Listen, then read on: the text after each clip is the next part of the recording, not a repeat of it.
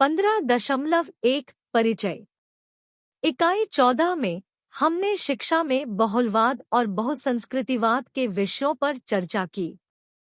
अब हम अपना ध्यान सार्क क्षेत्र पर केंद्रित करते हैं, जो बहुलवाद और बहुसंस्कृतिवाद के विविध संदर्भों वाला स्थान है।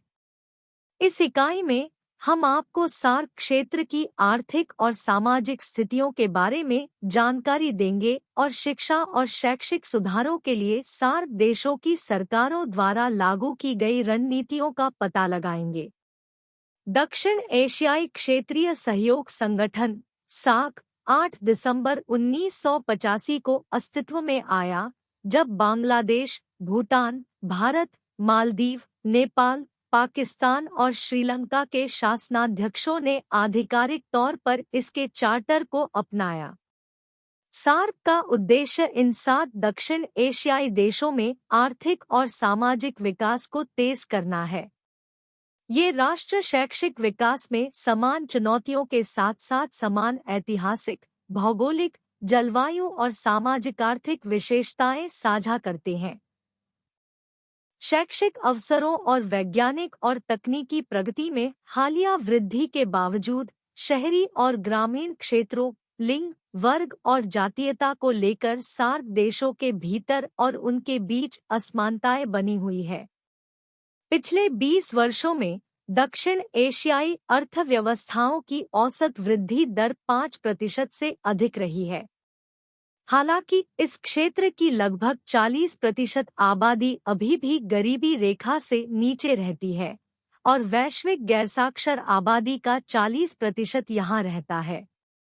हालांकि प्रगति हुई है, क्षेत्र में स्कूली उम्र के केवल 2/3 बच्चे ही स्कूलों में दाखिला लेते हैं और 40% से अधिक 5वीं कक्षा पूरी करने से पहले ही स्कूल छोड़ देते हैं। प्राथमिक शिक्षा 5वीं कक्षा तक पूरी होने की दर अपेक्षाकृत कम है। चीन के समान श्रीलंका और भूटान में नामांकन लगभग 90% है। नेपाल की दर 75% से ऊपर है, बांग्लादेश की 65% है और भारत की 60% से कम है। यह भारत के साक्षरता कार्यक्रमों में अक्षमता को दर्शाता है, जहां बच्चों को इन आवश्यक कौशलों को विकसित करने के लिए निरंतर प्रयास प्राप्त करने के बजाय सतही रूप से पढ़ने और लिखने से अवगत कराया जाता है। संक्षेप में, ये सार्क देश, जो दुनिया की आबादी का 6ठा हिस्सा है, आर्थिक और शैक्षणिक विकास दोनों में महत्वपूर्ण चुनौतियों का सामना करते हैं। चुनौती की विशालता स्पष्ट है, खासकर जब यह देखते हुए कि यह क्षेत्र दुनिया की सबसे कम प्रति व्यक्ति आय $309 रामपाल ए 2000 का दावा करता है। 15.2 सार्क देशों में शिक्षा की स्थिति। सार्क देशों में शिक्षा कार्यक्रम सरकारी निकायों, गैरसरकारी संगठनों, NGO और निजी क्षेत्र द्वारा प्रबंधित किए जाते हैं। नेपाल में सरकार द्वारा स्कूलों को सामुदायिक प्रबंधन में बदल दिया गया है। बांग्लादेश प्राथमिक शिक्षा के लिए गैर सरकारी संगठनों पर निर्भर है। सरकार मुख्य रूप से निजी तौर पर प्रबंधित माध्यमिक शिक्षा प्रणाली को सब्सिडी देती है। बांग्लादेश में 30 लाख बच्चे प्राथमिक शिक्षा से वंचित हैं और पाकिस्तान में संभवतः लगभग 80 लाख बच्चे हैं। भारत दुनिया के 104 मिलियन स्कूल न जाने वाले बच्चों में से 1/4 का योगदान देता है, जिसके परिणामस्वरूप वयस्क साक्षरता दर कम है। स्कूल न जाने वाले बच्चों की एक बड़ी संख्या है और स्कूल छोड़ने वालों की दर उच्च है। सार्क क्षेत्र में भारत की कुल जनसंख्या का 75.18% है।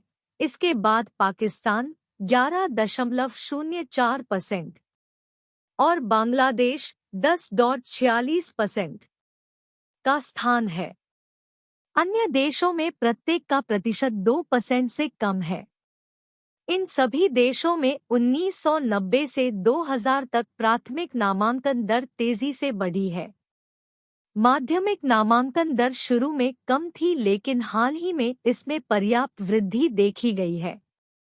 उदाहरण के लिए 1999 से 2000 के बीच माध्यमिक स्तर पर बांग्लादेश की शुद्ध नामांकन दर 16% से बढ़कर 32% हो गई और इसी अवधि के दौरान भारत की सकल माध्यमिक नामांकन दर 40% से बढ़कर 50% हो गई। बांग्लादेश, श्रीलंका और मालदीव में माध्यमिक स्तर पर लैंगिक समानता में सुधार हुआ है। क्षेत्र में तृतीयक स्तर की नामांकन दर में 10% की वृद्धि हुई है। हालांकि इन देशों को उच्च ड्रॉपआउट और पुनरावृत्ति दर का सामना करना पड़ता है, प्राथमिक स्तर पर दुनिया की सबसे कम पूर्णता दर के साथ। प्राथमिक शिक्षा पूरी करने वाले 10% से भी कम छात्र माध्यमिक शिक्षा की ओर आगे बढ़ते हैं। इसके अलावा जो लोग अपनी शिक्षा पूरी कर लेते हैं वे अक्सर परीक्षाओं में खराब प्रदर्शन करते हैं। उदाहरण के लिए बांग्लादेश और भारत में 40% से कम छात्र 10वीं और 12वीं कक्षा की परीक्षा पास करते हैं। 15.3 सार्क देशों में शिक्षा की स्थिति। सार्क देश 2015 तक सहस्राब्दी विकास लक्ष्यों को प्राप्त करने के लिए समर्पित है। ये लक्ष्य 8 क्षेत्रों में स्पष्ट मानक स्थापित करते हैं, जिनमें से अधिकांश को 2015 तक पूरा करने का लक्ष्य है। लक्ष्य नीचे दिए गए हैं। सहस्राब्दी विकास लक्ष्य। लक्ष्य 1, अत्यधिक गरीबी उन्मूलन। लक्ष्य प्रतिदिन $1 से कम पर जीवन यापन करने वाले और कुपोषण का सामना करने वाले लोगों का अनुपात कम करना। लक्ष्य 2, सार्वभौमिक प्राथमिक शिक्षा प्राप्त करना। लक्ष्य सुनिश्चित करें कि सभी बच्चे प्राथमिक शिक्षा पूरी करें। लक्ष्य 3, लैंगिक समानता को बढ़ावा देना और महिलाओं को सशक्त बनाना। लक्ष्य प्राथमिक और माध्यमिक स्कूली शिक्षा में लैंगिक असमानता को खत्म करना, अधिमानतः 2005 तक और 2015 के बाद नहीं। लक्ष्य 4, बाल मृत्यु दर कम करना। लक्ष्य 5 साल से कम उम्र के बच्चों की मृत्यु दर में 2/3 की कटौती करना। लक्ष्य 5, मातृ स्वास्थ्य में सुधार। लक्ष्य मातृ मृत्यु दर को 3/4 तक कम करना। लक्ष्य 6, HIV, एड्स, मलेरिया और अन्य बीमारियों से मुकाबला करें। लक्ष्य HIV, एड्स और अन्य बीमारियों को रोकें और उलटना शुरू करें। लक्ष्य 7, पर्यावरणीय स्थिरता सुनिश्चित करें। लक्ष्य सुरक्षित पेयजल और स्वच्छता तक स्थायी पहुंच से वंचित लोगों के अनुपात में आधी कटौती करना। लक्ष्य 8, विकास के लिए वैश्विक साझेदारी विकसित करना। लक्ष्य सुधार, सहायता और व्यापार, सबसे गरीब देशों के लिए विशेष उपचार प्रदान करना।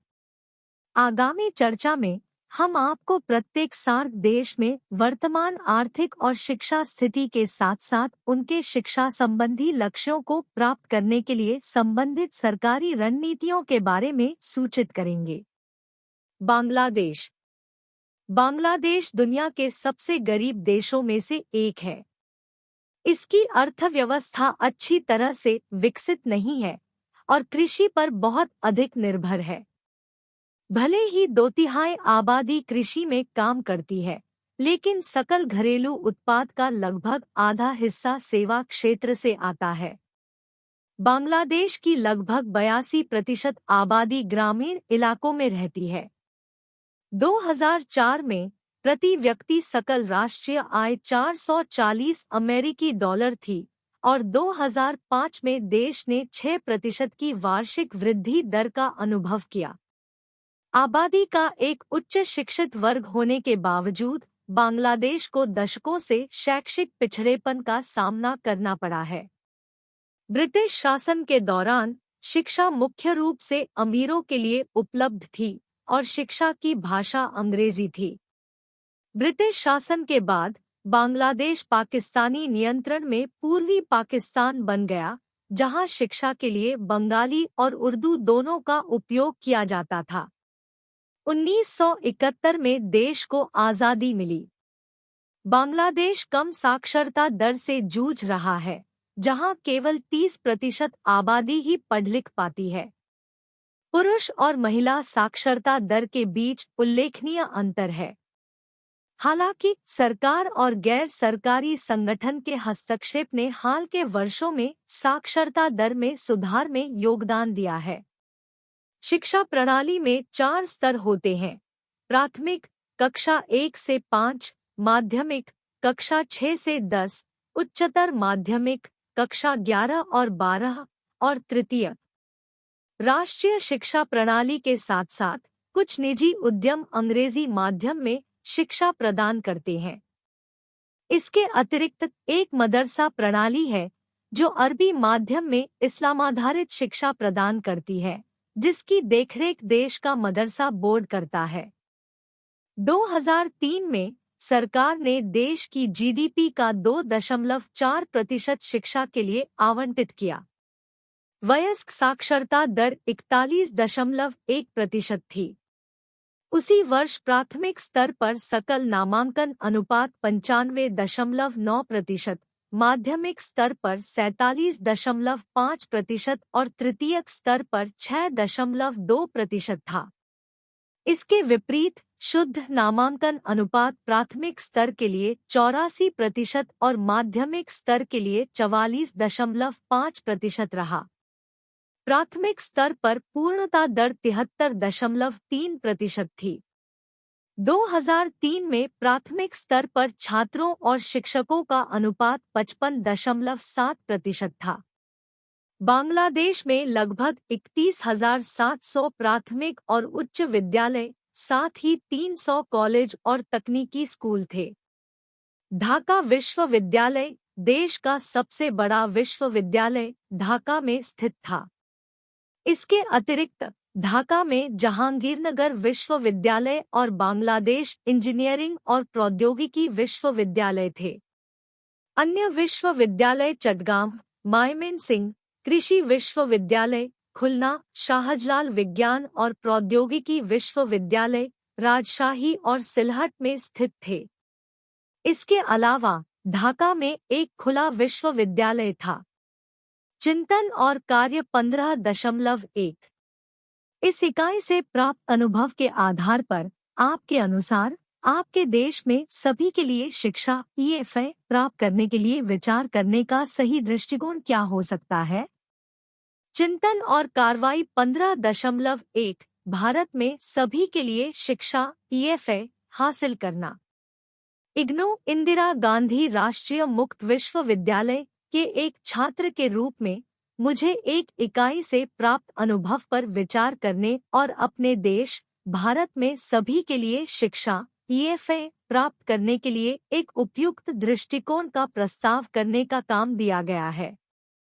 इस कार्य के लिए वर्तमान शिक्षा प्रणाली, इसकी चुनौतियों और संभावित समाधानों के व्यापक विश्लेषण की आवश्यकता है, जो राष्ट्र में प्रत्येक व्यक्ति के लिए शिक्षा प्रदान करने के लक्ष्य को साकार कर सके। परिचय। भारत अपनी विशाल और विविध आबादी के साथ सभी के लिए शिक्षा सुनिश्चित करने में अद्वितीय चुनौतियों का सामना करता है। सभी के लिए शिक्षा EFA की अवधारणा केवल नामांकन संख्या से परे है और गुणवत्ता, समावेशिता और पहुंच पर केंद्रित है। यह एक बहुआयामी दृष्टिकोण की मांग करता है, जो शिक्षा प्रणाली में बाधा डालने वाले सामाजिक, आर्थिक, सांस्कृतिक और ढांचागत कारकों को संबोधित करता है। इस प्रतिबिंब में मैं भारत में वर्तमान शिक्षा परिदृश्य के विभिन्न पहलुओं पर गौर करूंगा और EFA प्राप्त करने के लिए एक बहुमुखी दृष्टिकोण का प्रस्ताव करूंगा। वर्तमान चुनौतियां। किसी दृष्टिकोण का सुझाव देने से पहले उन चुनौतियों को समझना महत्वपूर्ण है जो भारत में EFA की उपलब्धि में बाधा डालती है। असमानता। भारत में शैक्षिक असमानताएं बनी हुई हैं। ग्रामीण क्षेत्र शहरी समकक्षों से पीछे हैं। यहाँ महत्वपूर्ण लैंगिक और सामाजिक आर्थिक असमानताएं भी हैं, जो शिक्षा में बाधाएं पैदा कर रही है। बुनियादी ढांचा। कई क्षेत्रों में स्कूलों, कक्षाओं और स्वच्छता सुविधाओं सहित बुनियादी शैक्षिक बुनियादी ढांचे का अभाव है। यह सीखने के अनुभव को बाधित करता है और उच्च ड्रॉपआउट दर में योगदान देता है। शिक्षा की गुणवत्ता अकेले पहुंच सुनिश्चित करना अपर्याप्त है। शिक्षा की गुणवत्ता में सुधार होना चाहिए। कई छात्र मूलभूत कौशल हासिल किए बिना प्राथमिक शिक्षा पूरी करते हैं, जिससे उनके भविष्य के अवसर सीमित हो जाते हैं।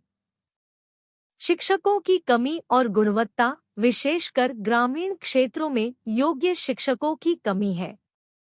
इसके अतिरिक्त शिक्षकों को आधुनिक शिक्षण पद्धतियों से लैस करने के लिए शिक्षक प्रशिक्षण कार्यक्रमों में वृद्धि की आवश्यकता है। समावेशी शिक्षा विकलांग छात्रों को अक्सर शिक्षा तक पहुंचने में चुनौतियों का सामना करना पड़ता है। शिक्षार्थियों की विविध आवश्यकताओं को पूरा करने के लिए समावेशी शिक्षा नीतियों को प्रभावी ढंग से लागू करने की आवश्यकता है। सही दृष्टिकोण, एक बहुआयामी रणनीति। इन चुनौतियों से निपटने और भारत में ईएफआई हासिल करने की दिशा में काम करने के लिए एक बहुआयामी रणनीति आवश्यक है। इस रणनीति में नीतिगत बदलाव, ढांचागत विकास, सामुदायिक भागीदारी और नवीन शिक्षण विधियां शामिल होनी चाहिए। एक नीति सुधार। ईएफआई को बढ़ावा देने वाला ढांचा तैयार करने के लिए नीतिगत सुधार मौलिक है। इसमें शामिल है प्रारंभिक बचपन की शिक्षा का सार्वभौमिकरण, कम उम्र में शिक्षा शुरू करना महत्वपूर्ण है। सरकारी नीतियों को आजीवन सीखने की मजबूत नींव रखने के लिए प्रारंभिक बचपन की शिक्षा को सार्वभौमिक बनाने पर ध्यान केंद्रित करना चाहिए। ग्रामीण शिक्षा के लिए प्रोत्साहन। ग्रामीण क्षेत्रों में छात्रों और शिक्षकों दोनों के लिए लक्षित प्रोत्साहन पेश करने से शहरी ग्रामीण शिक्षा विभाजन को पाटने में मदद मिल सकती है। इसमें वित्तीय प्रोत्साहन, आवास सुविधाएं और व्यावसायिक विकास के अवसर शामिल हो सकते हैं। लिंगोत्तरदायी नीतियां। विशिष्ट नीतियों को लिंग असमानताओं को संबोधित करना चाहिए। इसमें लड़कियों के लिए एक सुरक्षित और उत्साहजनक माहौल बनाना, छात्रवृत्ति की पेशकश करना और महिला शिक्षा के प्रति सामाजिक दृष्टिकोण को बदलने के लिए जागरूकता कार्यक्रम लागू करना शामिल है। समावेशी शिक्षा नीतियां। यह सुनिश्चित करना महत्वपूर्ण है कि शिक्षा सभी के लिए सुलभ हो, भले ही उनकी शारीरिक या बौद्धिक क्षमता कुछ भी हो। नीतियों में समावेशी कक्षाओं को अनिवार्य किया जाना चाहिए और विकलांग छात्रों के लिए आवश्यक सहायता प्रणालियां प्रदान की जानी चाहिए। सतत शिक्षक प्रशिक्षण। नियमित और प्रभावी शिक्षक प्रशिक्षण कार्यक्रम लागू करना आवश्यक है। यह सुनिश्चित करता है कि शिक्षक नवीनतम शिक्षण पद्धतियों से सुसज्जित है और विविध कक्षाओं को संभालने के लिए बेहतर ढंग से तैयार है। 2. ढांचागत विकास। शिक्षा की समग्र गुणवत्ता में सुधार के लिए शैक्षिक बुनियादी ढांचे में निवेश एक शर्त है। इसमें शामिल है स्कूलों का निर्माण और उन्नयन, वंचित क्षेत्रों में नए स्कूलों का निर्माण और मौजूदा बुनियादी ढांचे को उन्नत करने से सीखने के माहौल में उल्लेखनीय वृद्धि हो सकती है। प्रौद्योगिकी एकीकरण। शिक्षा में प्रौद्योगिकी का परिचय अंतराल को पाट सकता है और गुणवत्तापूर्ण शिक्षण संसाधनों तक पहुंच प्रदान कर सकता है। इसमें यह सुनिश्चित करना शामिल है कि स्कूलों में पर्याप्त इंटरनेट कनेक्टिविटी और डिजिटल उपकरण हों। पुस्तकालय और प्रयोगशाला सुविधाएं। पुस्तकालय और प्रयोगशालाएं व्यापक शिक्षा का अभिन्न अंग है। यह सुनिश्चित करना आवश्यक है कि स्कूलों में, विशेष रूप से ग्रामीण क्षेत्रों में, अच्छी तरह से सुसज्जित पुस्तकालय और प्रयोगशालाएं हों।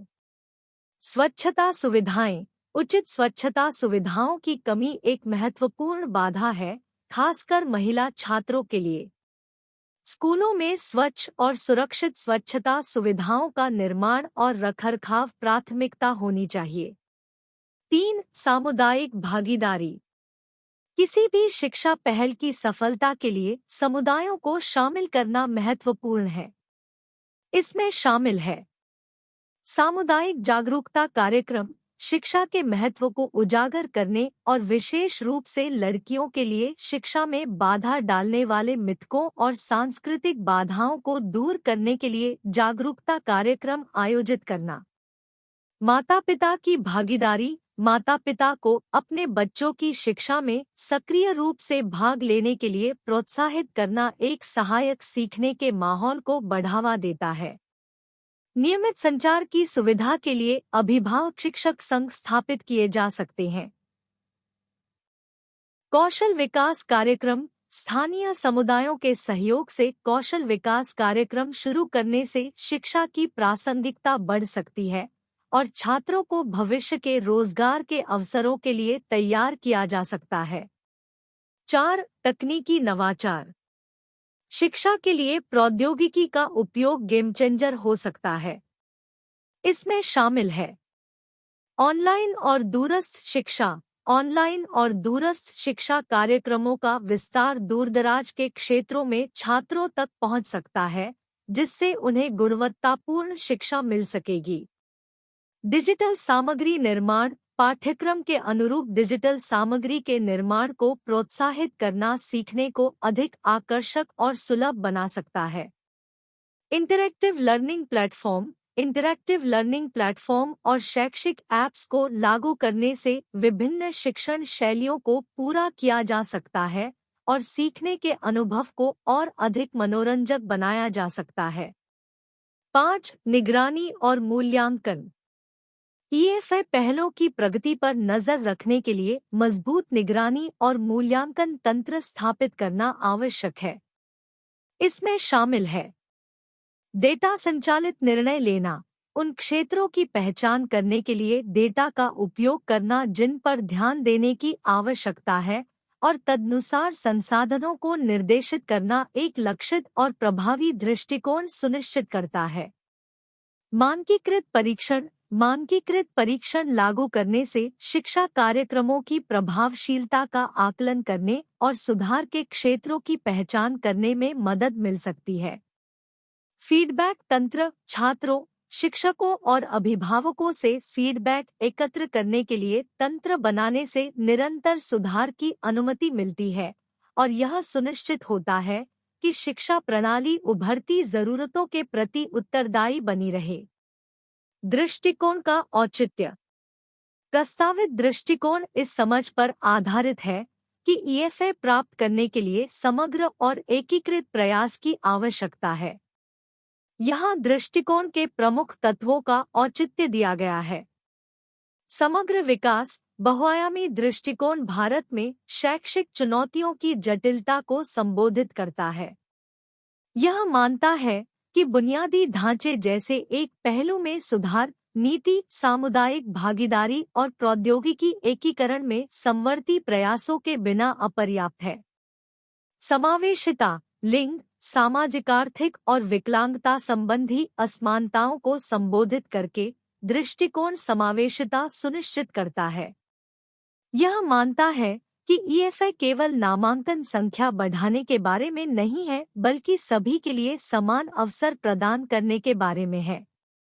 स्थिरता। प्रस्तावित दृष्टिकोण दीर्घकालिक स्थिरता के लिए डिजाइन किया गया है। नीतियां और बुनियादी ढांचे का विकास सामुदायिक भागीदारी से पूरक होता है, जिससे स्वामित्व और जवाबदेही की भावना पैदा होती है। अनुकूलनशीलता। तकनीकी नवाचार का समावेश यह सुनिश्चित करता है कि शिक्षा प्रणाली बदलते समय के अनुकूल बनी रहे। यह भौगोलिक बाधाओं को दूर करने और विविध शिक्षण आवश्यकताओं को पूरा करने के लिए प्रौद्योगिकी का लाभ उठाता है। निरंतर सुधार। निगरानी और मूल्यांकन तंत्र निरंतर सुधार को सक्षम बनाते हैं। पहलों के प्रभाव का नियमित रूप से आकलन करने और फीडबैक एकत्र करने से शिक्षा प्रणाली उभरती चुनौतियों का सामना करने के लिए अनुकूलित और विकसित हो सकती है। निष्कर्ष। निष्कर्षतः भारत में सभी के लिए शिक्षा प्राप्त करने के लिए एक व्यापक और एकीकृत दृष्टिकोण की आवश्यकता है, जो शैक्षिक असमानताओं के मूल कारणों को संबोधित करे। ऊपर उल्लिखित बहुआयामी रणनीति, नीतिगत सुधारों, ढांचागत विकास, सामुदायिक भागीदारी और तकनीकी नवाचार को शामिल करते हुए वास्तविकता के लिए एक रोडमैप प्रदान करती है, जिसमें सरकार, समुदाय, शिक्षक और छात्र शामिल हैं। समग्र दृष्टिकोण अपनाकर और सहयोग तथा निरंतर प्रतिबद्धता को बढ़ावा देकर हम भारतीय शिक्षा परिदृश्य में परिवर्तनकारी बदलाव का मार्ग प्रशस्त कर सकते हैं। इस दृष्टिकोण का उद्देश्य न केवल नामांकन बढ़ाना है, बल्कि एक समावेशी, उच्च गुणवत्ता और गतिशील शिक्षण वातावरण बनाने का प्रयास करना है, जो प्रत्येक व्यक्ति को उनकी पृष्ठभूमि की परवाह किए बिना उनकी पूरी क्षमता को अनलॉक करने के लिए सशक्त बनाता है। भूटान। भूटान एक छोटी और कम विकसित अर्थव्यवस्था है। 90% से अधिक आबादी अपनी आजीविका के लिए प्राथमिक क्षेत्र पर निर्भर है, जिसमें कृषि और वानिकी शामिल है।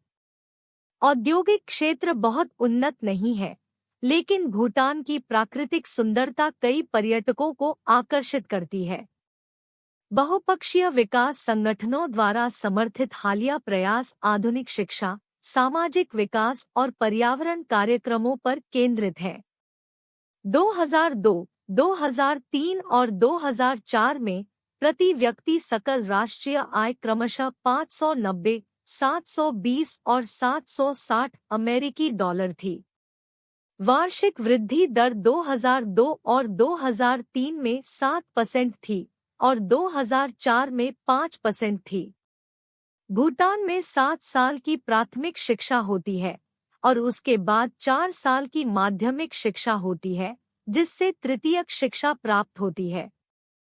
लगभग 87% छात्र प्राथमिक शिक्षा के बाद अगले स्तर तक आगे बढ़ते हैं, जबकि कुछ दोबारा शिक्षा ग्रहण करते हैं या पढ़ाई छोड़ देते हैं। छात्र ग्रेड 8, 9 और 12 के अंत में राष्ट्रीय परीक्षाओं से गुजरते हैं। उच्च माध्यमिक शिक्षा के छात्र देश के एकमात्र स्नातक कॉलेज में दाखिला लेते हैं और विदेश में आगे की पढ़ाई करते हैं। भूटान में एक राष्ट्रीय पाठ्यक्रम है। हाल ही में नीतिगत बदलाव का उद्देश्य क्लबों और कैरियर परामर्श के माध्यम से बुनियादी कौशल प्रशिक्षण कार्यक्रम शुरू करके माध्यमिक शिक्षा को और अधिक प्रासंगिक बनाना है। आधुनिक शिक्षा से पहले भूटान में केवल मठवासी शिक्षा थी। वर्तमान में भूटान में 433 स्कूल हैं, जिनमें 1,35,987 छात्रों का नामांकन है। प्राथमिक स्तर पर 48.4% छात्र लड़कियां हैं और उभरते रुझानों से पता चलता है कि कुछ शहरी स्कूलों में लड़कियों की संख्या लड़कों से अधिक है। मुख्य उद्देश्य भाषा, संचार कौशल और गणित में अंतर्राष्ट्रीय मानकों को प्राप्त करने के लिए शिक्षा की गुणवत्ता में सुधार करना है। सूचना एवं संचार प्रौद्योगिकी अब स्कूली पाठ्यक्रम का हिस्सा है।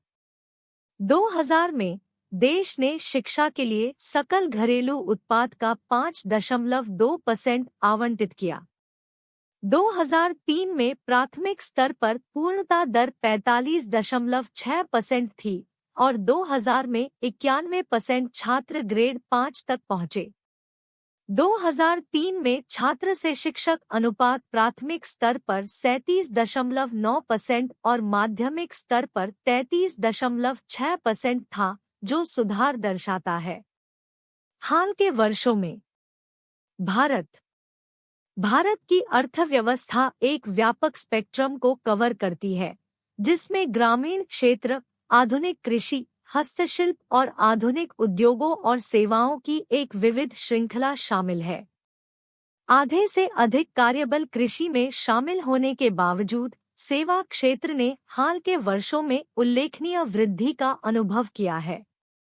2004 में प्रति व्यक्ति सकल राष्ट्रीय आय 620 अमेरिकी डॉलर थी, 2004-05 के दौरान 7% की वार्षिक वृद्धि दर के साथ। स्वतंत्रता प्राप्ति के बाद से भारत ने शिक्षा के क्षेत्र में महत्वपूर्ण प्रगति की है।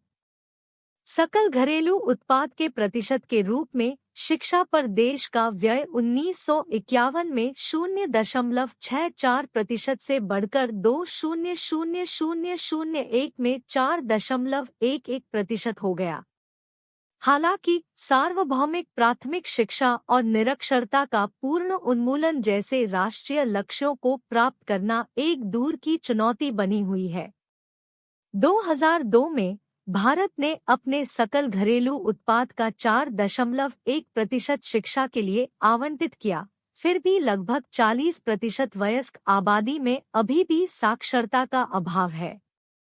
15 वर्ष और उससे अधिक आयु वालों के लिए वयस्क साक्षरता दर 2003 में 61.3% थी। सकल नामांकन अनुपात GR 1950 से 51 में 32.1% से बढ़कर 2002-03 में 82.5% हो गया है। विशेष रूप से लड़कियों के लिए GR में वृद्धि लड़कों से अधिक हो गई है, जैसा कि तालिका 2 में दर्शाया गया है।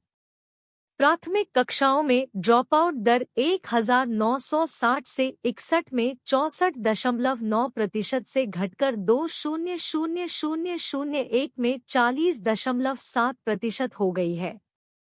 इसी प्रकार उच्च प्राथमिक कक्षाओं में स्कूल छोड़ने की दर 1960 से 61 में 78.3% से घटकर 2000-01 में 53.7% हो गई। 2001 में भारत में साक्षरता दर 1991 में 52.21% से बढ़कर 64.8% हो गई। उल्लेखनीय रूप से वृद्धि शहरी क्षेत्रों की तुलना में ग्रामीण क्षेत्रों में अधिक स्पष्ट थी। इसी अवधि के दौरान पुरुष साक्षरता में 11.17% की वृद्धि को पार करते हुए महिला साक्षरता दर में 14.41% की वृद्धि हुई। गैरसाक्षर व्यक्तियों की संख्या 1991 में 328.88 मिलियन से घटकर 2001 में 304 मिलियन हो गई। शैक्षणिक संस्थानों में भी उल्लेखनीय वृद्धि देखी गई। पिछले 50 वर्षों में प्राथमिक विद्यालय 3 गुना बढ़ गए, जबकि उच्च प्राथमिक और उच्चतर माध्यमिक विद्यालय क्रमशः 15 और 17 गुना बढ़ गए। सामान्य और व्यावसायिक शिक्षा कॉलेजों में लगभग 21 और 11 गुना की वृद्धि हुई और विश्वविद्यालयों में 9 गुना की वृद्धि हुई। 10वीं पंचवर्षीय योजना 2002-07 में भारत सरकार ने सभी के लिए शिक्षा प्राप्त करने की दिशा में कदम उठाए। पहल में सर्व शिक्षा अभियान SSA और अन्य योजनाएं जैसे प्राथमिक स्तर पर लड़कियों की शिक्षा के लिए राष्ट्रीय कार्यक्रम NPGL, शिक्षा गारंटी योजना और वैकल्पिक और अभिनव शिक्षा EGS और AIE शामिल है। जिला प्राथमिक शिक्षा कार्यक्रम DPP, प्राथमिक शिक्षा के लिए पोषण संबंधी सहायता का राष्ट्रीय कार्यक्रम NPNSP, जिसे मध्याह्न भोजन योजना, शिक्षक शिक्षा का सुदृढ़ीकरण, कस्तूरबा गांधी बालिका विद्यालय KGBV और महिला समाख्या के रूप में भी जाना जाता है। भारत में महत्वपूर्ण पहल। सर्व शिक्षा अभियान SSA एक समयबद्ध मिशन है जिसका लक्ष्य प्राथमिक शिक्षा के सार्वभौमिकरण को प्राप्त करना और 2010 तक लिंग और सामाजिक अंतर को कम करना है। 2004-05 में भारत सरकार ने 66,147 प्राथमिक विद्यालय खोले, 17,454 नए स्कूल भवन बनाए, 33,777 कक्षाएं जोड़ी और SSA योजना के तहत 3,10,506 अतिरिक्त शिक्षकों की नियुक्ति की। प्राथमिक स्तर पर लड़कियों की शिक्षा के लिए राष्ट्रीय कार्यक्रम NPGL एसएसए का एक महत्वपूर्ण हिस्सा है, जो शैक्षिक रूप से पिछड़े क्षेत्रों में लड़कियों की शिक्षा के लिए अतिरिक्त सहायता प्रदान करता है। यह प्रारंभिक शिक्षा में वंचित लड़कियों के लिए बालिकानुकूल स्कूल, स्टेशनरी और वर्दी जैसे संसाधन प्रदान करता है। एसएसए के तहत शिक्षा गारंटी योजना ईजीएस और वैकल्पिक और अभिनव शिक्षा एआई का उद्देश्य स्कूल रहित क्षेत्रों और स्कूल से बाहर रहने वाले बच्चों को प्रारंभिक शिक्षा प्रदान करना है। 200405 में इस योजना के माध्यम से 856.7 हजार बच्चों ने प्रारंभिक शिक्षा प्राप्त की। जिला प्राथमिक शिक्षा कार्यक्रम डीपीपी 1994 में 7 राज्यों के 42 जिलों में शुरू हुआ, ताकि सभी के लिए प्राथमिक शिक्षा की पहुंच सुनिश्चित की जा सके, प्राथमिक स्कूल छोड़ने की दर को 10% से कम किया जा सके, सीखने की उपलब्धियों को कम से कम 25% बढ़ाया जा सके और लिंग और सामाजिक अंतर को कम किया जा सके, 5% से भी कम। यह अब 18 राज्यों के 272 जिलों में चालू है, 9 राज्यों के 129 जिलों में जारी है। अगस्त 2004 में शुरू की गई कस्तूरबा गांधी बालिका विद्यालय केजीबीवी योजना का लक्ष्य मुख्य रूप से पिछड़े ब्लॉकों में लड़कियों के लिए प्रारंभिक स्तर पर 750 आवासीय विद्यालय स्थापित करना है। 200405 में सरकार ने 662 केजीबीवी को मंजूरी दी। यूनेस्को द्वारा विकसित सभी के लिए शिक्षा का मूल्य ईएफए विकसित सूचकांक ईडीआई भारत में 2003 में 0.658 से बढ़कर 2004 में 0.696 हो गया। भारत की शैक्षिक नीतियों के बारे में विस्तृत जानकारी इस ब्लॉक की इकाई संख्या 18 में शामिल की जाएगी। मालदीव पर्यटन उद्योग मालदीव की अर्थव्यवस्था के लिए महत्वपूर्ण है, जो सकल घरेलू उत्पाद का 20% और विदेशी मुद्रा आय का 60% से अधिक बनाता है। आयात शुल्क और पर्यटन संबंधित कर सरकार के कर राजस्व में 90% योगदान करते हैं। मछली पकड़ना दूसरा सबसे महत्वपूर्ण क्षेत्र है, जबकि कृषि और विनिर्माण सीमित कृषि योग्य भूमि और स्थानीय श्रम की कमी के कारण छोटी भूमिका निभाते हैं। कपड़ा उत्पादन, नाव निर्माण और हस्तशिल्प सहित औद्योगिक क्षेत्र सकल घरेलू उत्पाद में लगभग 18% योगदान देता है। 2003 में प्रति व्यक्ति सकल राष्ट्रीय आय $2,350 थी। 2000 में शिक्षा व्यय सकल घरेलू उत्पाद का 3.7% था। 15 वर्ष और उससे अधिक आयु वालों के लिए वयस्क साक्षरता दर 2003 में 97.2% थी। शिक्षा प्रणाली में 7 साल की प्राथमिक शिक्षा और 5 साल की माध्यमिक शिक्षा शामिल है। 2003 में प्राथमिक स्तर पर सकल नामांकन अनुपात 101.3%, माध्यमिक स्तर पर 48.5% और तृतीयक स्तर पर 10.0% था। उसी वर्ष शुद्ध नामांकन अनुपात प्राथमिक स्तर पर 92.4% और माध्यमिक स्तर पर 51.4% था। प्राथमिक स्तर पर छात्र से शिक्षक अनुपात 20.0% और माध्यमिक स्तर पर 15.0% था। मालदीव में उच्च शिक्षा Maldives college of higher education MCHA, college of Islamic studies CIS और centre for continuing education CC जैसे संस्थानों द्वारा प्रदान की जाती है। कई छात्र विदेश में उच्च शिक्षा और प्रशिक्षण का विकल्प चुनते हैं। उच्च शिक्षा और प्रशिक्षण विभाग DHET मालदीव में उच्च शिक्षा और प्रशिक्षण के विकास की देखरेख करने वाला, नीति और तार्किक मार्गदर्शन प्रदान करने वाला सरकारी निकाय है। वर्तमान में इन संस्थानों में लगभग 2600 छात्र प्रमाणपत्र, डिप्लोमा और डिग्री कार्यक्रमों में नामांकित हैं। उच्च और सतत शिक्षा में निजी क्षेत्र की भागीदारी बढ़ रही है। 86 निजी संस्थान सरकार के साथ पंजीकृत है।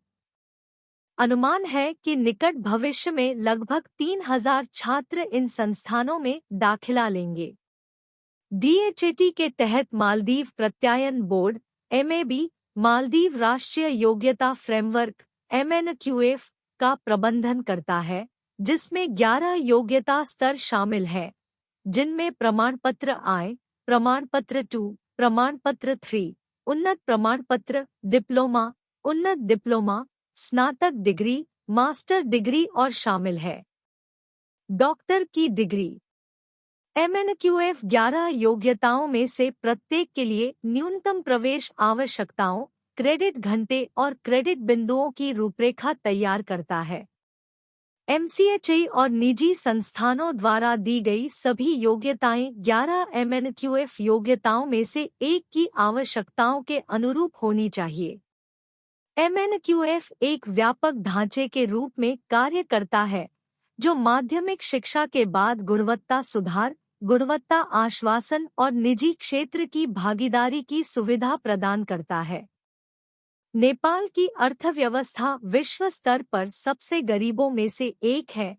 इसके लगभग 40% लोग गरीबी रेखा से नीचे रहते हैं। मुख्य आर्थिक गतिविधि कृषि है, जो 80% से अधिक आबादी का समर्थन करती है और सकल घरेलू उत्पाद में 40% योगदान देती है। उद्योग ज्यादातर जूट, गन्ना, तंबाकू और अनाज जैसे कृषि उत्पादों के प्रसंस्करण पर ध्यान केंद्रित करते हैं। छोटी अर्थव्यवस्था, तकनीकी अंतराल, दूरस्थ स्थान, भूमि से घिरा स्थिति, नागरिक अशांति और प्राकृतिक आपदाओं के प्रति संवेदनशीलता जैसी चुनौतियां नेपाल की अर्थव्यवस्था को परिभाषित करती है। 2002, 2003 और 2004 में प्रति व्यक्ति आय $230, $240 और $260 थी। इसी अवधि के दौरान वृद्धि दर 1%, 3% और 4% थी। 2000 में नेपाल ने अपने सकल घरेलू उत्पाद का 3.4% शिक्षा के लिए आवंटित किया। 2003 में वयस्क साक्षरता दर 44% थी। प्राथमिक शिक्षा में 5 साल लगे, माध्यमिक शिक्षा में 7 साल।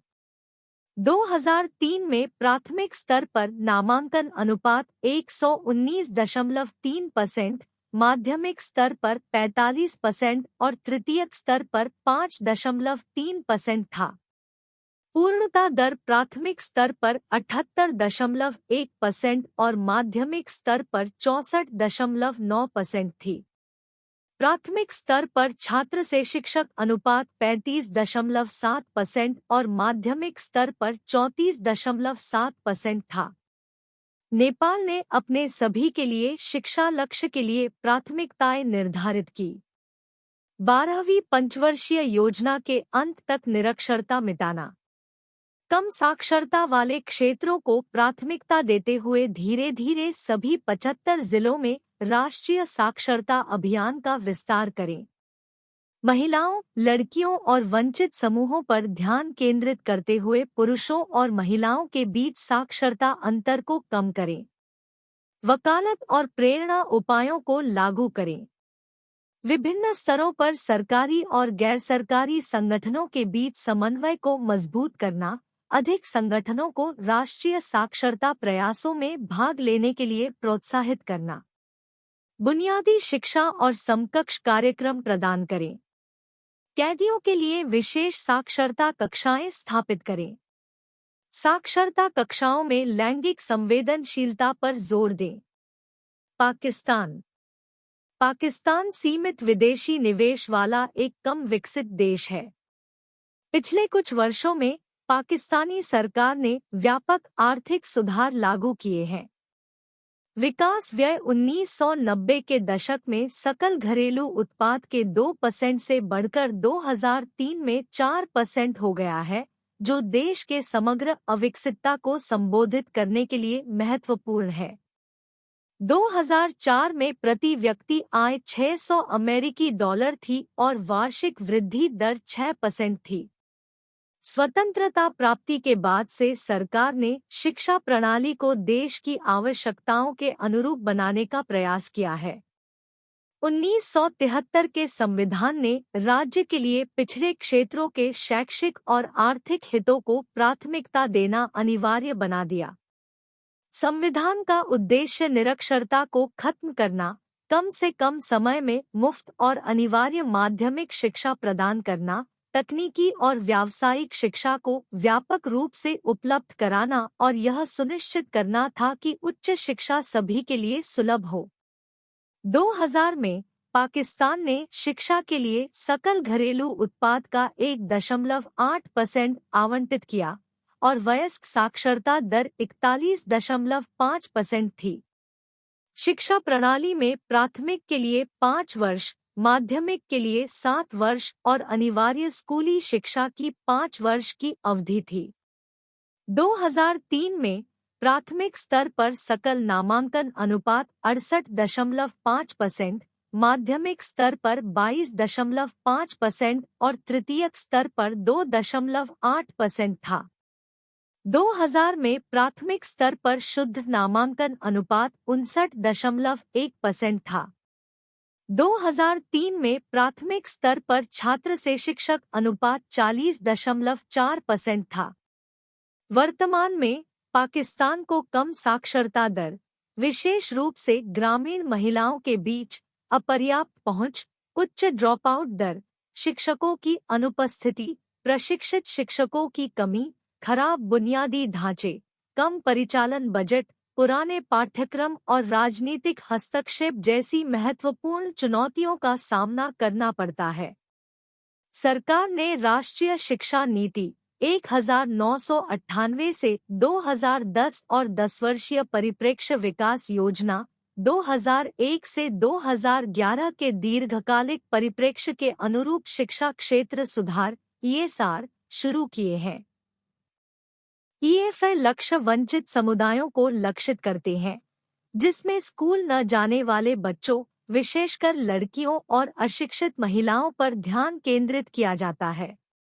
शिक्षा क्षेत्र के सुधारों के मुख्य उद्देश्यों में प्राथमिक शिक्षा और वयस्क साक्षरता को सार्वभौमिक बनाना, स्नातकों के लिए रोजगार के अवसरों को व्यापक बनाने के लिए मदरसों को मुख्यधारा में लाना, बेहतर शिक्षकों के माध्यम से शिक्षा की गुणवत्ता बढ़ाना, बेहतर प्रशिक्षण, पाठ्यक्रम और पाठ्यपुस्तक सुधार और एक योग्यता आधारित परीक्षा प्रणाली शामिल है।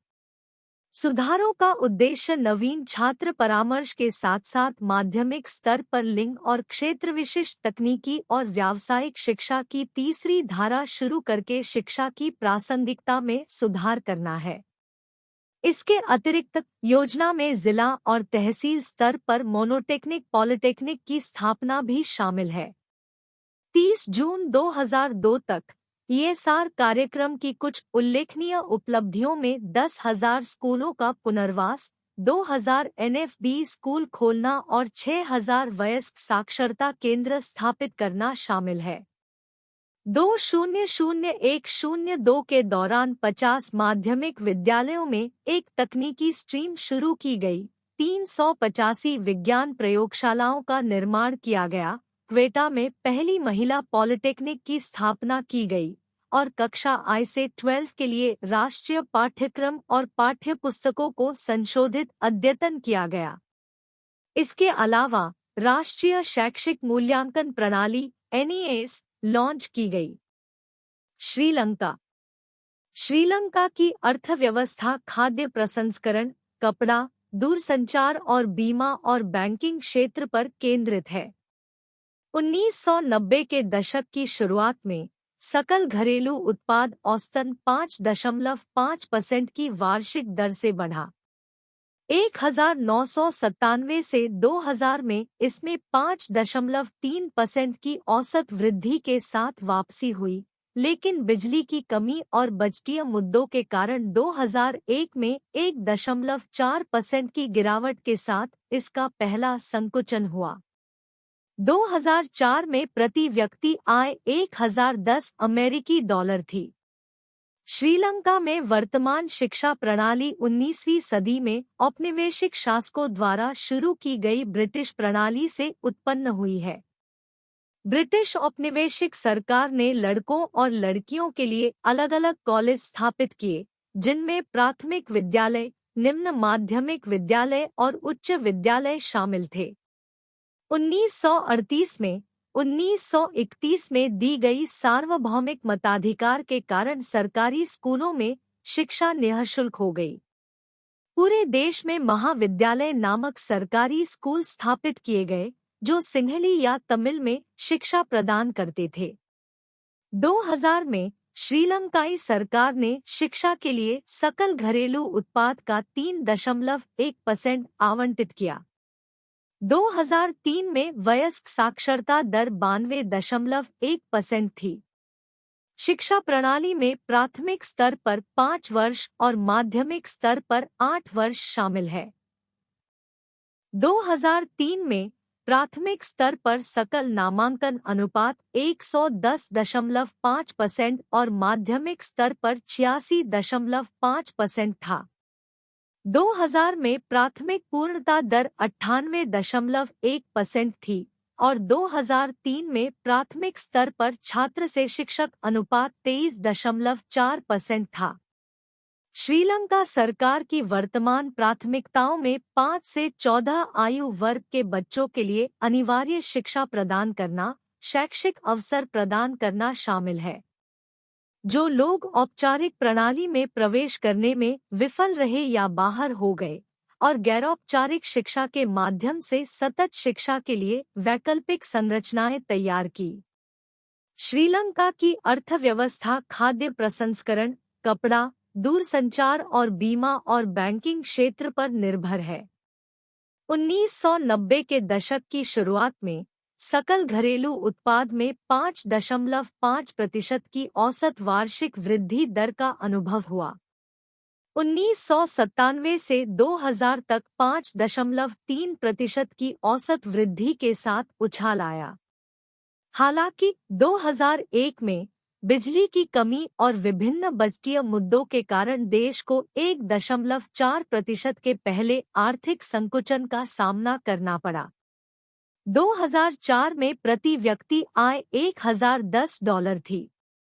श्रीलंका में वर्तमान शिक्षा प्रणाली 19वीं सदी में औपनिवेशिक शासकों द्वारा शुरू की गई ब्रिटिश प्रणाली से उत्पन्न हुई है। ब्रिटिश सरकार ने प्राथमिक, निम्न माध्यमिक और उच्च विद्यालयों सहित लड़कों और लड़कियों के लिए अलग-अलग कॉलेज स्थापित किए। 1931 में दी गई सार्वभौमिक मताधिकार के कारण सरकारी स्कूलों में शिक्षा निःशुल्क हो गई।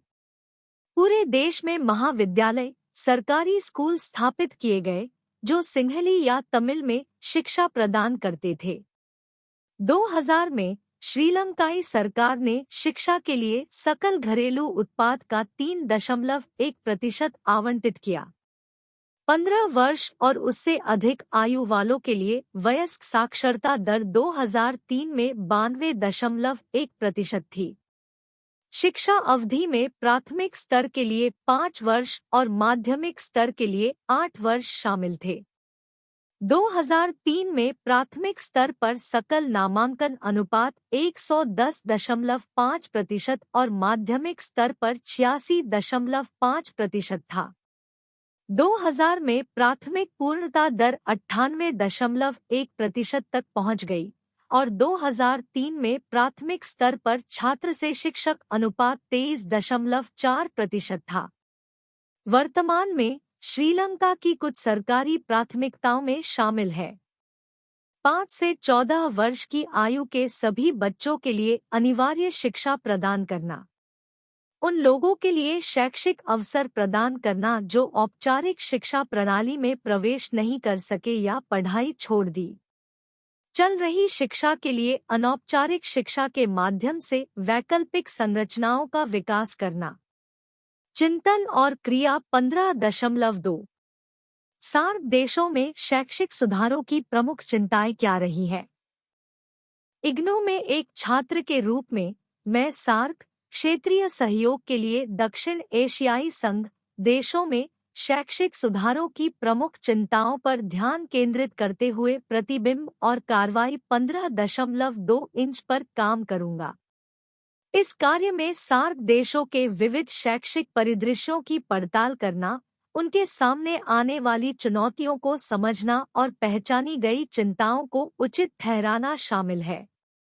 विषय की जटिलता को देखते हुए पहुंच, गुणवत्ता, समावेशिता, नीति ढांचे और सांस्कृतिक विचारों जैसे विभिन्न आयामों को संबोधित करना महत्वपूर्ण है। परिचय। सार्क देशों में शैक्षिक सुधार विभिन्न सामाजिक, आर्थिक, सांस्कृतिक और राजनीतिक कारकों द्वारा आकार लेने वाली एक गतिशील और विकासशील प्रक्रिया रही है। दक्षिण एशियाई क्षेत्र की विशेषता इसकी विविधता है, जिसमें भारत, पाकिस्तान, बांग्लादेश, नेपाल, श्रीलंका, भूटान, मालदीव और अफगानिस्तान जैसे देशों में अद्वितीय शैक्षिक प्रणालियां और चुनौतियां हैं। पिछले कुछ वर्षों में इन देशों ने शिक्षा में पहुंच, गुणवत्ता, प्रासंगिकता और समानता से संबंधित मुद्दों के समाधान के लिए कई सुधार शुरू किए हैं। इस चिंतन में मैं सार्क देशों में शैक्षिक सुधारों की प्रमुख चिंताओं का पता लगाऊंगा, जिससे उनके सामने आने वाली चुनौतियों की व्यापक समझ उपलब्ध होगी। शिक्षा तक पहुंच। सार्क देशों में प्राथमिक चिंताओं में से एक शिक्षा तक सार्वभौमिक पहुंच सुनिश्चित करना है। हाल के वर्षों में प्रगति के बावजूद इस क्षेत्र के कई देश अभी भी स्कूल न जाने वाले बच्चों की उच्च दर से जूझ रहे हैं, खासकर दूरदराज और हाशिए के इलाकों में। गरीबी, लैंगिक असमानता और अपर्याप्त बुनियादी ढांचा जैसे कारक इन चुनौतियों में योगदान करते हैं। उदाहरण के लिए, अफगानिस्तान में चल रहे संघर्ष ने कई बच्चों के लिए शैक्षिक अवसरों को बाधित कर दिया है, जिससे स्कूलों तक उनकी पहुंच सीमित हो गई है। शिक्षा की गुणवत्ता। हालांकि पहुंच एक महत्वपूर्ण चिंता का विषय है, शिक्षा की गुणवत्ता भी उतनी ही महत्वपूर्ण है। कई सार्क देशों को पुराने पाठ्यक्रम, अपर्याप्त शिक्षक प्रशिक्षण और शैक्षिक संसाधनों की कमी से संबंधित समस्याओं का सामना करना पड़ता है। कुछ देशों में रटने पर जोर देने से आलोचनात्मक सोच और व्यावहारिक कौशल विकास में भी बाधा आती है। उदाहरण के लिए, भारत में परीक्षा केंद्रित शिक्षा प्रणाली की प्रभावशीलता के बारे में बहस चल रही है, जो अक्सर समझने पर याद करने को प्राथमिकता देती है। समावेशिता और समानता।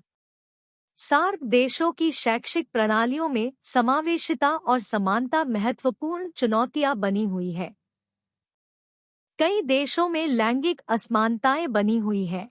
लड़कियों को सांस्कृतिक मानदंडों, कम उम्र में विवाह और सीमित अवसरों के कारण शिक्षा में बाधाओं का सामना करना पड़ता है। कुछ क्षेत्रों में जातीय और धार्मिक अल्पसंख्यकों सहित हाशिए पर रहने वाले समुदाय गुणवत्तापूर्ण शिक्षा तक पहुंचने के लिए संघर्ष करते हैं। इन मुद्दों से निपटने के लिए न केवल नीतिगत बदलाव की आवश्यकता है, बल्कि सामाजिक दृष्टिकोण और जागरूकता अभियानों में भी बदलाव की आवश्यकता है। नीति ढांचे और शासन। सार्क देशों में शैक्षिक सुधारों की प्रभावशीलता नीति ढांचे और शासन संरचनाओं की गुणवत्ता से निकटता से जुड़ी हुई है। नीति कार्यान्वयन में विसंगतियां, नौकरशाही बाधाएं और पारदर्शिता की कमी प्रगति में बाधा बन सकती है। एक मजबूत नीति ढांचा विकसित करना जो क्षेत्रीय सहयोग को बढ़ावा देते हुए प्रत्येक राष्ट्र की अनूठी चुनौतियों का समाधान करता हो, आवश्यक है। उदाहरण के लिए, नेपाल में शिक्षा प्रशासन की विकेंद्रीकृत प्रकृति ने सभी क्षेत्रों में एकरूपता और गुणवत्ता सुनिश्चित करने में चुनौतियां पेश की हैं। सांस्कृतिक विचार। सार्क देशों के भीतर शैक्षिक सुधारों में सांस्कृतिक विचार महत्वपूर्ण भूमिका निभाते हैं। विविध सांस्कृतिक परिदृश्य शिक्षण विधियों, पाठ्यक्रम डिजाइन और समग्र शिक्षा प्रणाली को प्रभावित करते हैं।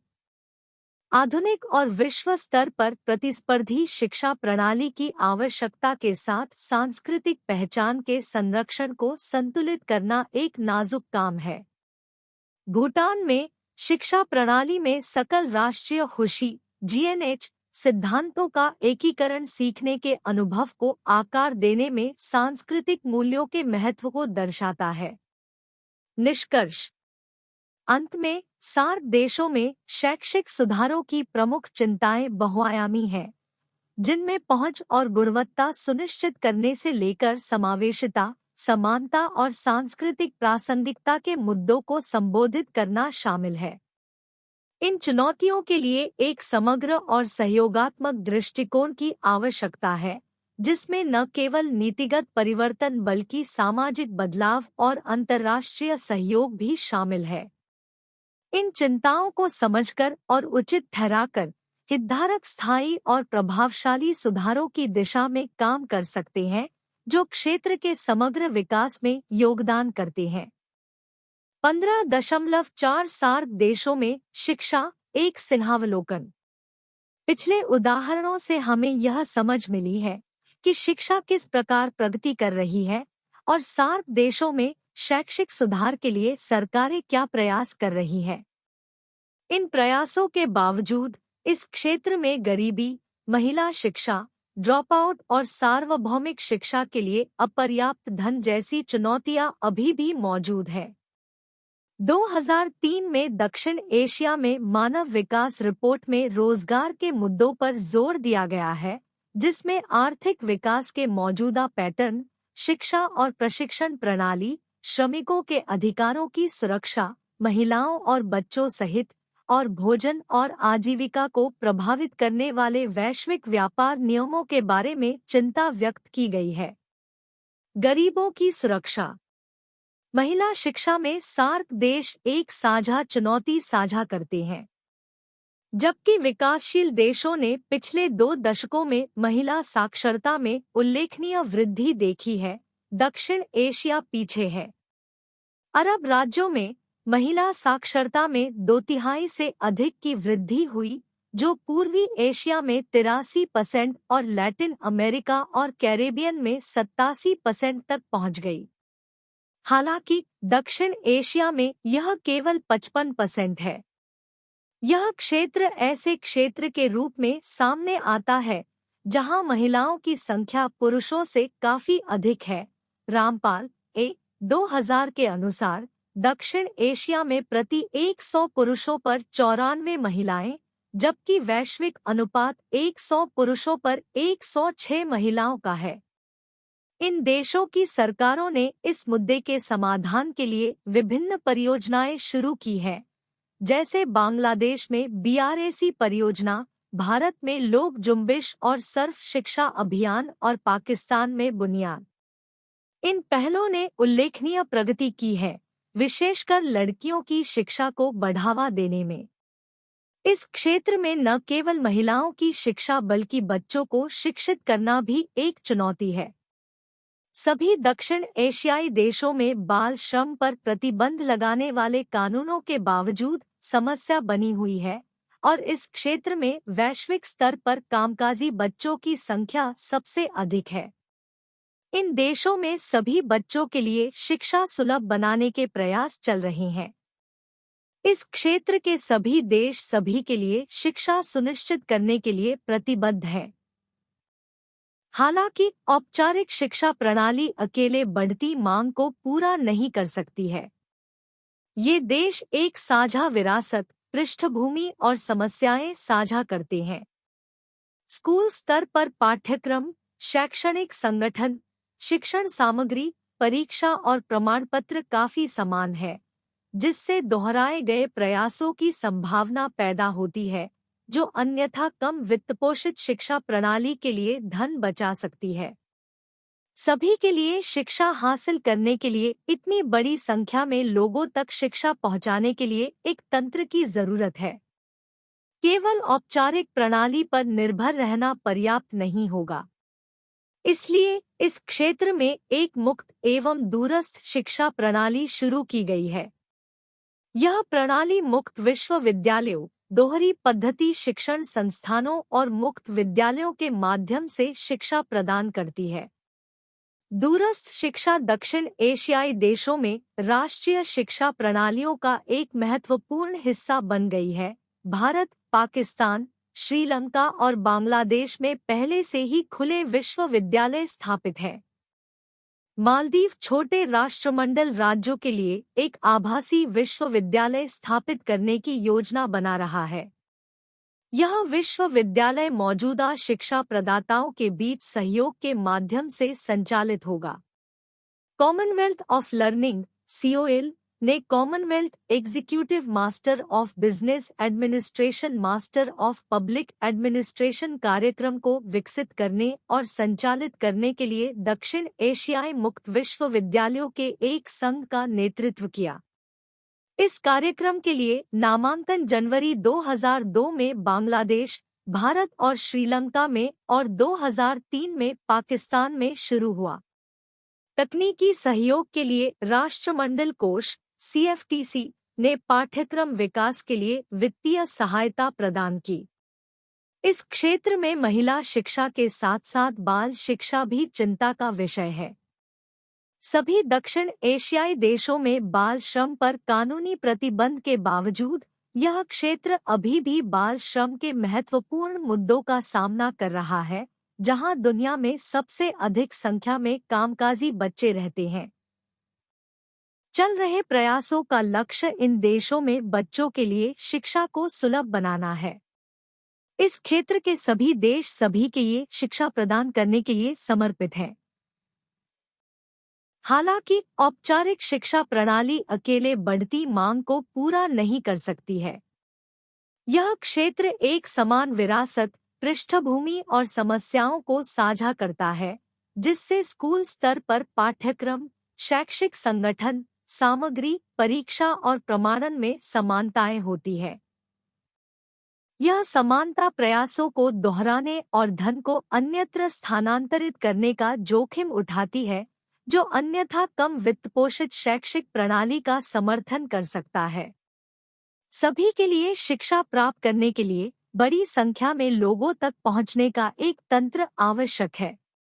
औपचारिक प्रणाली की सीमाओं को पहचानते हुए एक मुक्त और दूरस्थ शिक्षा प्रणाली शुरू की गई है, जो मुक्त विश्वविद्यालयों, दोहरी पद्धति शिक्षण संस्थानों और मुक्त विद्यालयों के माध्यम से शिक्षा प्रदान करती है। दूरस्थ शिक्षा अब दक्षिण एशियाई देशों में राष्ट्रीय शिक्षा प्रणालियों का एक महत्वपूर्ण घटक है। भारत, पाकिस्तान, श्रीलंका और बांग्लादेश में पहले से ही खुले विश्वविद्यालय स्थापित है। सार्क देशों में उच्च विकास दर को बनाए रखने और वैश्विक स्तर पर प्रतिस्पर्धा करने के लिए कुशल कार्यबल की मांग है। वर्तमान आवश्यकता केवल प्राथमिक शिक्षा ही नहीं, बल्कि माध्यमिक और तृतीयक शिक्षा को भी बढ़ाने की है। भारत क्षेत्र में तृतीयक शिक्षा की गुणवत्ता और प्रभावशीलता में सुधार के लिए रणनीतियों पर काम कर रहा है। 2005 में भारत के प्रधानमंत्री डॉक्टर मनमोहन सिंह ने ढाका, बांग्लादेश में 13वें सार्क शिखर सम्मेलन के दौरान एक दक्षिण एशियाई विश्वविद्यालय की स्थापना का प्रस्ताव रखा। उनका दृष्टिकोण वैज्ञानिक और तकनीकी अनुसंधान में उत्कृष्टता का एक केंद्र बनाना था, जो मानव उन्नति में योगदान दे। विश्वविद्यालय स्नातकोत्तर अनुसंधान पर ध्यान केंद्रित करेगा, जिसमें भारत इसकी मेजबानी सहित महत्वपूर्ण सहायता प्रदान करेगा। यह दृष्टिकोण विज्ञान और प्रौद्योगिकी के प्रगतिशील क्षेत्रों पर ध्यान केंद्रित करने, विश्वविद्यालय को अनुसंधान और ज्ञान उन्नति का केंद्र बनाने के महत्व पर जोर देता है। इस क्षेत्र में न केवल महिलाओं को बल्कि बच्चों की शिक्षा को लेकर भी चिंता है। सभी दक्षिण एशियाई देशों में बाल श्रम पर कानूनी प्रतिबंध के बावजूद अभी भी बच्चों के काम करने की समस्या है, जिससे इस क्षेत्र में वैश्विक स्तर पर कामकाजी बच्चों की संख्या सबसे अधिक है। इन सभी देशों में बच्चों के लिए शिक्षा को सुलभ बनाने के प्रयास किए जा रहे हैं। इस क्षेत्र के सभी देश सभी के लिए शिक्षा प्रदान करने के लिए प्रतिबद्ध हैं। हालांकि औपचारिक शिक्षा प्रणाली अकेले शिक्षा की बढ़ती मांग को पूरा नहीं कर सकती है। ये देश एक समान पृष्ठभूमि, विरासत और समस्याएं साझा करते हैं। स्कूली पाठ्यक्रम, शैक्षिक संगठन, शिक्षण सामग्री, परीक्षा और प्रमाणन में बहुत समानता है। दोहराव के प्रयासों से पैसा बर्बाद हो सकता है, जो अन्यथा इस क्षेत्र में खराब वित्तपोषित शिक्षा प्रणाली का समर्थन कर सकता है। सभी के लिए शिक्षा प्राप्त करने के लिए हमें बड़ी संख्या में लोगों को शिक्षा प्रदान करने का एक तरीका चाहिए। औपचारिक व्यवस्था अकेले इस बढ़ती मांग को पूरा नहीं कर सकती। इसलिए इस क्षेत्र में एक मुक्त और दूरस्थ शिक्षा प्रणाली शुरू की गई है, जो मुक्त विश्वविद्यालयों, दोहरे मोड शिक्षण संस्थानों और मुक्त विद्यालयों के माध्यम से शिक्षा प्रदान करती है। दूरस्थ शिक्षा अब दक्षिण एशियाई देशों में राष्ट्रीय शिक्षा प्रणालियों का एक महत्वपूर्ण हिस्सा है। भारत, पाकिस्तान, श्रीलंका और बांग्लादेश में पहले से ही खुले विश्वविद्यालय स्थापित हैं। व्यापक अर्थ में दक्षिण एशियाई विश्वविद्यालय की स्थापना क्षेत्र और दुनिया की भलाई में योगदान दे सकती है। ऐसा विश्वविद्यालय क्षेत्र के लोगों को एक दूसरे के करीब ला सकता है, संदेह और भय को कम कर सकता है। यह सार्क के मूल में शांति और संघर्ष प्रबंधन के विचार के अनुरूप है। हालांकि कई राजनीतिक, प्रक्रियात्मक, नियुक्ति, वित्त पोषण, कानूनी और अकादमिक विचार हैं, जिन्हें दक्षिण एशियाई विश्वविद्यालय स्थापित करने में संबोधित करने की आवश्यकता है। 15.5 निष्कर्ष। अंत में इस इकाई ने सार्क देशों में शिक्षा परिदृश्य और संबंधित मुद्दों पर चर्चा की। विषयों में साक्षरता दर, सकल नामांकन अनुपात, ड्रॉपआउट, महिला शिक्षा, बाल श्रम और कुशल श्रम की मांग शामिल थी। प्रत्येक देश की सरकार और विश्व बैंक, यूनेस्को और सीओएल जैसी अंतर्राष्ट्रीय एजेंसियों के पास इन देशों में सभी के लिए शिक्षा प्रदान करने के लिए शिक्षा सुधार और परिप्रेक्ष्य योजनाएं हैं।